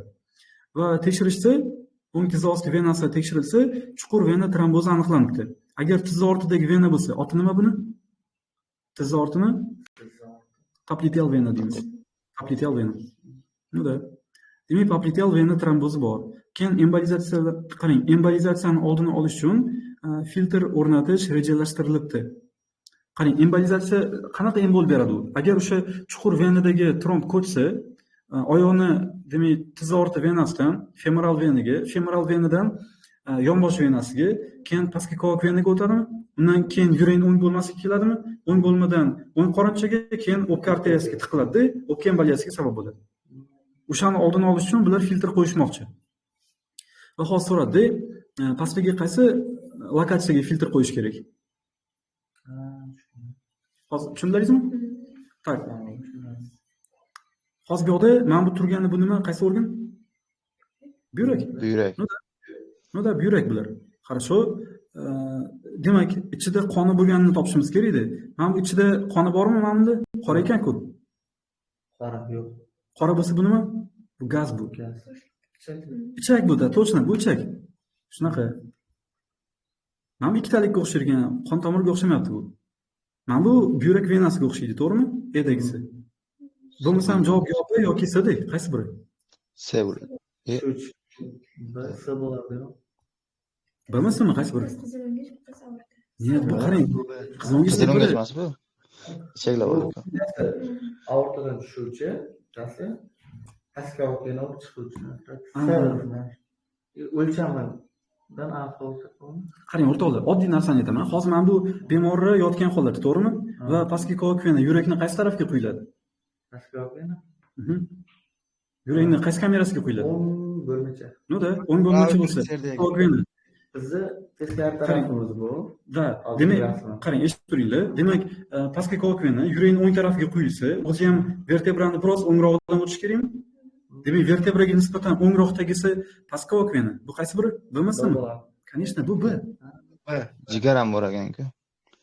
Yo'q, jigar ham bor-da. Gap yo'q. Natijada nima deyapti o'rtoqlar? Bo'ldi. Qarang, inferior vena cava. Bu abdominal aorta. Chunki aorta biroz chaproqdan tushadi-da. Qiya bo'lib qayriladi-ku orqaga. Shunaqa. Buni o'rtoqlar hozir siz o'ylashingiz mumkin, bular gapirdi-da. Bu boshimiz uramiz buni deyishingiz mumkin, lekin bu muhim. Mana oddiy misol. Siz ginekolog bo'lmoqchi emasmisiz? Yo'q. Qizlarning ko'pi ginekolog bo'lmoqchi bo'ladi-da. Masalan, bilishadi, что ayollarga homilador bo'lsa, ginekologlar maslahat beradi, akusher ginekolog qaysi tarafga qarab yotishi? Chaproqga. Chapga qarab yotishi.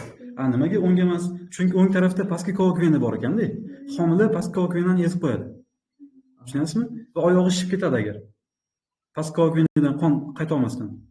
Nimaga aortani unchalik ezmaydi? Nimaga chapga qarab yotsin? Chunki aortaning devori mustahkamroq. Venaning devori zaifroq. Shuning uchun u oson ezilib qoladi. Shunaqa. Tak, buni tushundik. Bizda bosim ham katta bo'lganga yetmasa kerak, a? Labay?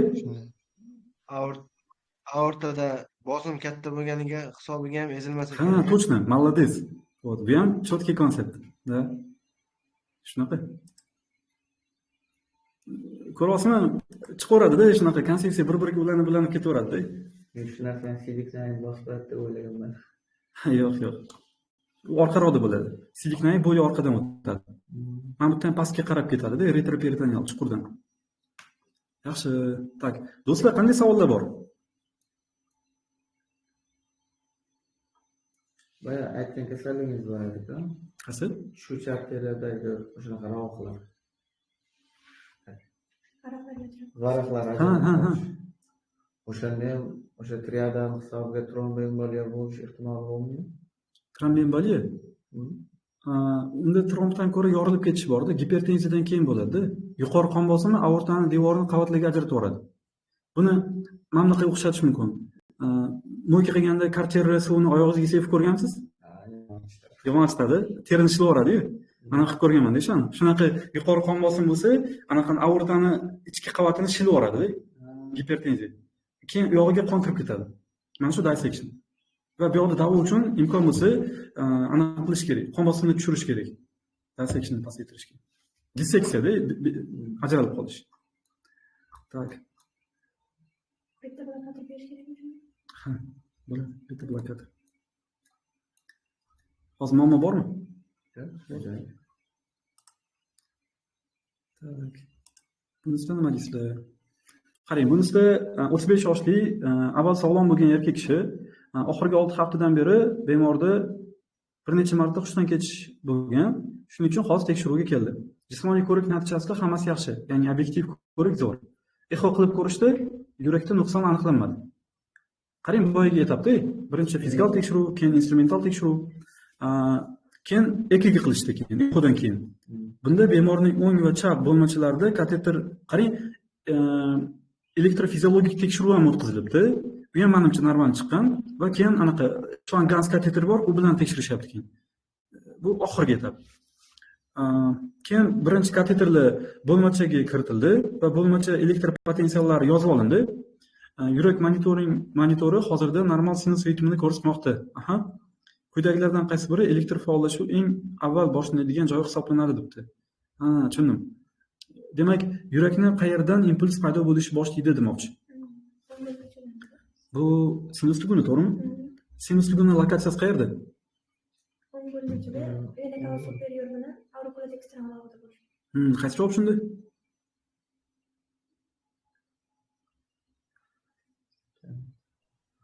Qismi? C javob. Bu pastki cavak vena ekan. Buni ola olmaymiz. Yuqorigi cavak vena bo'lishi kerak. To'g'rimi? Yuqorigi cavak vena teshiga yaqin. Aha. Zo'r, gap yo'q. Zo'r, laylo, gap yo'q. Shunday davom etsangiz, yaqinda imtihon topshirib olasiz shekilli. Gap yo'q. Bo'pti. Mana sinus tuguni joylashuvi yuqori cavak venani shunday oldida. Mana bu esa evi tugun, demak, u ham o'ng bo'lmachada joylashgan bo'ladi. Shunday. Hozir shu yerda yana bitta muhim narsani tushuntiraman. Qarang, o'rtoqlar, mana bu pastki cavak venani teshigi. Lekin uni oldida yana bitta yamka bor ekan mana bu. Mana bu. Ko'rdingizmi, yana bitta chuqurcha. Bu anaqa koronar sinus deyiladi. Koronar sinus, ya'ni yurakni devordan полностью yurak venalaridan qonni olib keladigan joy bu. Shu yerga qonni quyib beradi. Nima? O'ng bo'lmaga quyiladi-da. Tantananiki o'ng bo'lmaga quyiladi, yurakniki ham degansizmi? Ha, xuddi shunday. Qarang, o'rtoqlar, buni bitta muhim tomonini olishingiz mumkin-da. Masalan, olaylikki, men bunaqa savol bilan beraman. Agar trikuspidal stenoz bo'lsa va o'ng bo'lmada bosim ortib ketsa, yurakda infarkt bo'lishi mumkinmi? Trikuspidal stenoz, Qanaqa? Teshik nima bo'lib qoladi? Teshikdagi bosim o'ng bo'lmadan kichkina bo'lib qoladi. Shunaqa. Ya'ni agar o'ng bo'lmada to'g'ri aytyapsiz-da, o'ng bo'lmada agar bosim oshib ketsa, mana bu koronar sinus qonni quyib bera olmaydimi bo'lmaga? Demak, yurak venalarida dimlanish bo'ladi. Demak, yurakni to'qimasida, hujayra oralig'ida qon qolib ketaveradi. Demak, koronar arteriya qonni olib kirib bera olmaydi yo'q. Demak, ishemia boshlanadi. Bu infarkt bo'ladi. Shunchami. O'rtoqlar, muammo yo'q. Holat bo'yicha normal. Zo'r. Keyin nimasi bor? Vроде shu. Shu yerda yana savol. Mana shu o'ng bo'lmada agar bosim ortib ketsa, mana shu koronar sinusda diametr qanday o'zgaradi? Koronar sinus diametri. Qaysi birida oshib ketsa, o'ng bo'lmada bosim ortib ketsa, koronar sinusning diametri qanday o'zgaradi? Kattalashadi. To'g'ri. Chunki vena qoni dimlanib boryapti-da, to'planib ketyapti. Koronar sinus quyib bera olmayapti qonni o'ng bo'lmaga. Shuning uchun diametr kattalashadi. Bunaqa savollar ham keladi. Yaxshi. O'rtoqlar, menimcha bugunga yetadi. Qolganini uyda bitta ko'rib chiqamiz. Qolganini izoh so'rash tugmasi bilan ishlaymiz va muammoli joylarini keyingi darsdan davom ettiramiz. Xo'p. Endi bugungi holat bo'yicha kimda qanaqa savollar bor? Savol shundaki, to'lov qilish kerakmi, nimani ochib berishingiz uchun? To'lovdan gapiring demangiz-da. Chunki o'sha bizada limit tugadi, ishlay olmaymiz-da. Perevod yo'q, tugab qoldi-da. Hozir mana birinchi darsni ko'rdilaringiz. Dars mana shu formatda xudo xolasa davom etadi. Agar davom ettiramiz desangiz, to'lov amalga oshirasizlar va dostib ochib beriladi. Kubank uchun va videolar uchun ham uzaytirib beriladi. Agar yo'q, bitta dars ko'rdik, davom ettirmoqchi emasmiz desangiz, xafachilik yo'q. Birinchi dars hammaga bepul, ochiq. Shunaqa. Adminga yozib qo'ysalaringiz, davom ettiramiz desangiz, dostib ochib beradi. tarjima funksiyasini ham kengaytirib beradi. Shunday. Tushunarli, rahmat. Hozir nima deysizlar? Mana bunaqa onlayn offlaynni bitta qildik, noqulay emasmi sizlarga? Yo'q, Normal. O'rtoqlar, sizlargachi onlayndagiligi normalmi? Bizga ham qulay, bizga ham qulay. Qulay. Хорошо. Так. Qolgan tomondan qanaqa savollar bor? Administratsion tomonmi? Platformani ishlatish tomonidan? Video darsliklarda o'sha 3 ta dars bo'lib turibdi-ku, hozir kardiologiyada. Shu 3 ta darsdan kardiologiyani tugatamizmi yo yana dars qo'shiladimi? Yo'q, dars qo'shiladi, hali ancha dars bor. Bu sinov uchun-da-ku. Sinov uchun qo'yilgan ular. Birinchi dars videolar. Yo'q, hali bir dunyo dars bor. Anaqa, bo'ldi, video tashlamang deydigan darajada ko'p videolar bor. O'zi umuman bizda bazamizda hozir 2000 dan ko'p video bor-da. yurak to'riga 45 Shunday. Yurak kardiovaskulyar koptosikl. Sizlardan ko'p video ko'rish talab qilinadi.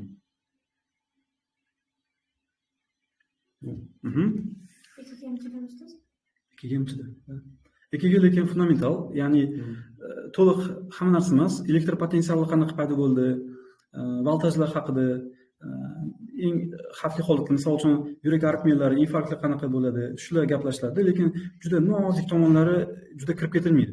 Chunki o'zi 2-3 yil ham yetmaydi agar unga. EKGni o'zi katta anaqada.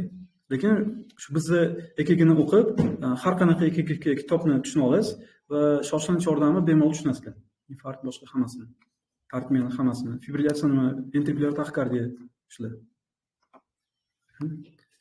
Sizlarda qanday savollar bor? Azbek, Aylo? Nima yo'q? O'rtoqlar, sizlarda agar savollar bo'lsa, men eshitaman. Birinchi darsda shu yurakni nimalari haqida gapirdingiz-ku, gapirib o'tib ketdingiz. Impulsi va nimasilar haqida. Shular hali to'liq o'tiladimi? Bular o'tiladi. Hozir bilasizmi, bizning taktikamiz qanaqa? Bitta gap agar hadeb qayta-qayta aytilaversa, esda yaxshi qoladi-ku. Biz hozir men yurakni embriologiyasi, anatomiyasida patologiyasi haqida ozgina, kichkina gapirib o'tamiz, ozgina. Va patologiyasini o'ziga yana uni takrorlaymiz. Va boshqa organlar sxemasi haqida gap ketayotganda, yurak patologiyasiga aloqador bo'lgan gapni yana takrorlaymiz. Har safar shuni biz takrorlaganimiz uchun o'sha quloqga quyilib, esda qolib ketaveradi-da. Biz link tashib ketaveramiz, ozgina. O'sha paytda lekin batafsil gaplashiladi, to'liq qilib. O'sha batafsil gaplashilayotgan paytda sizlarga vobshe oson bo'ladi. Chunki avval eshitgan bo'lasizlar-da shu narsa haqida. Shunday.